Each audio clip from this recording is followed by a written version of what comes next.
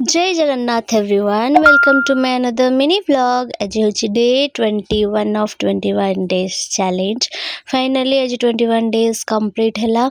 सुदशा व्रत थिला तो मु जो राति रे झोटी पकई थी सेमती देखा बट लाइफ रे गोटे जिनस तो शिक्षा को मिलला ए 21 डेज चैलेंज रो जो भी जिनस आम चैलेंज नहीं कि करूँ सेटा जिते भी हो आम पूरा 100% दवा को ट्राई करूँ, कारण आम से एज ए चैलेंज नहीं चु और जो चैलेंज न कंप्लीट है आम निजक ही गिल्ट फील हम।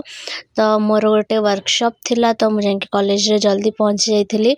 9:30 10 को ही थिला वर्कशॉप, तो मु घर 7:38 को बाहर थी। पहुँचला पर लैंप लाइटनिंग है, तापरे वेलकम स्पीच सब मैडम आमर दौले। तो सेटा हैला परे आमर एठी फेलिसिटेशन प्रोग्राम है। सब मैडम मान को प्रिंसिपल को रजिस्ट्रार को समस्त को फेलिसिटेट करागला। तापरे वर्कशॉप है, वर्कशॉप वीडियो मु करनी कारण से शुणवाटा इम्पोर्टेंट थिला।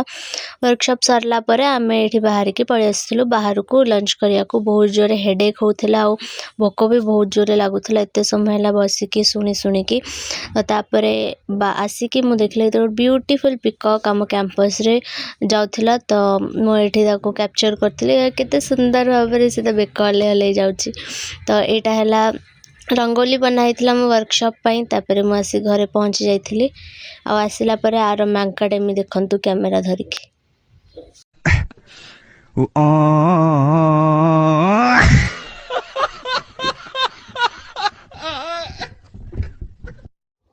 आउ एठी तार राजा साहेब जमती शोकी खटर अंगूर खाते सेमती खाउथिला। कौन है ये लोग? आउ एठी बापा परोटा बनाउथिले। That's it for today. See you all in next mini vlog. Please subscribe करंतु।